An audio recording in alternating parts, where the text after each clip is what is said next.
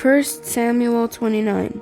The Philistines brought all their military units together at Aphek, while Israel was camped by the spring in Jezreel.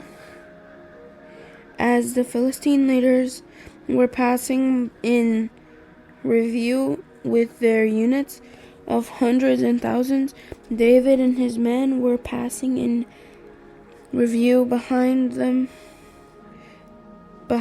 with Achish. And then the Philistines commanders asked, "What are these Hebrews doing here?"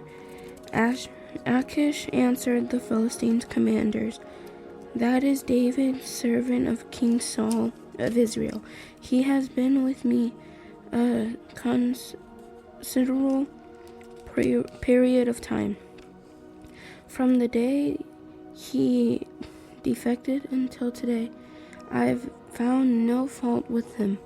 The Philistine commanders, however, were engaged with Achish and told him, "Send that man back and let him return to the place you assigned him. He must not go down with us into battle, only to become our advisory during the battle." What better way could he immigrate himself with his master than with the heads of our men? Isn't this the David they sing about during their dances? Saul has killed his thousands, but David his tens of thousands. So Achish summoned David and told him, "As the Lord lives, you are an honorable man. I think it is good to have you fighting in this unit with me, because I have found no fault in you from the day you came to me until today. But the leaders don't think you are relatable. Now go back quietly and you won't be doing anything the Philistine leaders think is wrong. But what have I done?" David replied to Achish,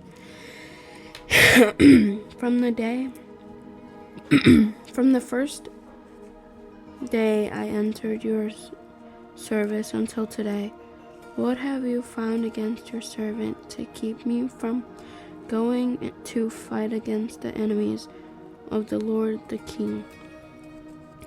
Achish answered David, "I'm convinced that you are as reliable as an angel of God, but the Philistines' commanders have said he must not go into battle with us. So get up early in the morning, you and your master's servants who came with you. When you've all gotten up early, go as soon as it's light." So David said to his men, got up early in the morning to return to the land of the Philistines, and the Philistines went up to Jezreel. 1 Samuel chapter 30. David and his men arrived in Ziklag on the third day. The Amalekites had raided the Negev and attacked and burned Ziklag. They also had kidnapped the women and everyone in it from youngest to oldest. They had killed no one, but had carried them off as they went on their way. When David and his men arrived at the town, they found it burned. Their wives, sons, and daughters had been kidnapped. David and the troops with him wept loudly until they had no strength left to weep. David's 2 wives, Ahinoam the Jezreelite and Abigail, the widow of Nabal the Carmelite, had also been kidnapped. David was in an extremely difficult position because the troops talked about stoning him, for they were all very bitter over the loss of their sons and daughters. But David found strength in the Lord his God. David said to the priest Abiathar, son of Ahimelech, "Bring me the ephod." So Abiathar brought it to him, and David asked the Lord, "Should I pursue these raiders? Will I overtake them?" The Lord replied to him, "Pursue them, for you will certainly overtake them and rescue the people."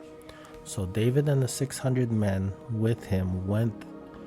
They came to the Wadi Besor, where some stayed behind. David and 400 of the men continued the pursuit, while 200 stopped because they were too exhausted to cross the Wadi Besor. David's men found an Egyptian in the open country and brought him to David. They gave him some bread to eat and water to drink. Then they gave him some pressed figs and 2 clusters of raisins. After he ate, he revived, for he hadn't eaten food or drunk water for 3 days and 3 nights. Then David said to him, "Who do you belong to? Where are you from?" "I'm an Egyptian, the slave of the Amalekite man." He said, "My master abandoned me when I got sick 3 days ago. We raided the south country of the Cherethites, the territory of Judah, and the south country of Caleb, and we burned Ziklag." David then asked him, "Will you lead me to these raiders?" He said, "Swear to me by God that you won't kill me or turn me over to my master. Now I will lead you to them." So he led him, and there were the Amalekites spread out over the entire area, eating, drinking, and celebrating because of the great amount of plunder they had taken from the land of the Philistines and the land of Judah. David slaughtered them from the twilight until the evening of the next day. None of them escaped except 400 young men who got on camel and fled. David recovered everything the Amalekites had taken. He also rescued his 2 wives. Nothing of theirs was missing, from the youngest to the oldest, including the sons and daughters and all the plunder the Amalekites had taken. David got everything back. He took all the flocks and herds which were driven ahead of the other livestock, and the people shouted, "This is David's plunder." When David came to the 200 men who had been too exhausted to go with him, and he had been left at the Wadi Besor, they came out to meet him and to meet the troops with him. When David approached the men, he greeted them. But all the corrupt and worthless men among those who had gone with David argued, because they didn't go with us. "We will not give any of the plunder we recovered to them, except for each man's wife and children. They may take them and go." But David said, "My brothers, you must not do this. With what the Lord has given us, he protected us and handed us over the raiders who came against us. Who can agree to your proposal? The share of the ones who goes into battle is to be the same as the share of the ones who remain with the supplies. They will share equally." And it has been so from that day forward. David established this policy as a law and an ordinance for Israel, and it still continues today. When David came to Ziklag, he sent some of the plunder to his friends, the elders of Judah, saying, "Here is a gift for you from the plunder of the Lord's enemies."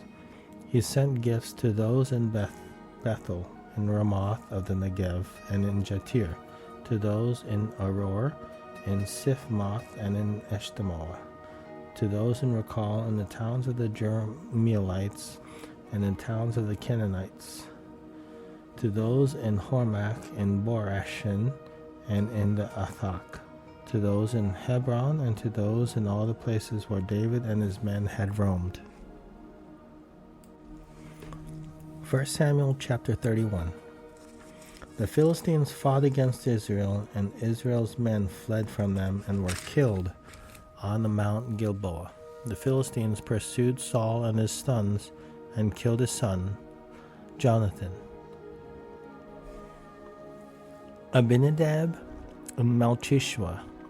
When the battle intensified against Saul, the archers found him and severely wounded him. Then Saul said to his armor-bearer, "Draw your sword and run me through with it, or these uncircumcised men will come and run me through and torture me." But his armor-bearer would not do it because he was terrified. Then Saul took his sword and fell on it. When his armor-bearer saw that Saul was dead, he also fell on his own sword and died with him. So on that day Saul died together with his 3 sons, his armor-bearer, and all his men. When the men of Israel on the other side of the valley and on the other side of the Jordan saw that Israel's men had fled, and that Saul and his sons were dead, they abandoned the cities and fled. So the Philistines came and settled in them. The next day, when the Philistines came to strip the slain, they found Saul and his 3 sons dead on Mount Gilboa. They cut off Saul's head, stripped off his armor, and sent messengers throughout the land of the Philistines to spread the good news in the temples of their idols and among the people. Then they put his armor in the temple of the Ashtaroths and hung his body on the wall of Bethshan. When the residents of Jabesh Gilead heard what the Philistines had done to Saul, all their brave men set out, journeyed all nights, and retrieved the body of Saul and the bodies of his son from the wall of Bethshan. When they arrived at Jabesh, they burned the bodies there. Afterwards, they took their bones and buried them under the tamarisk tree in Jabesh and fasted 7 days.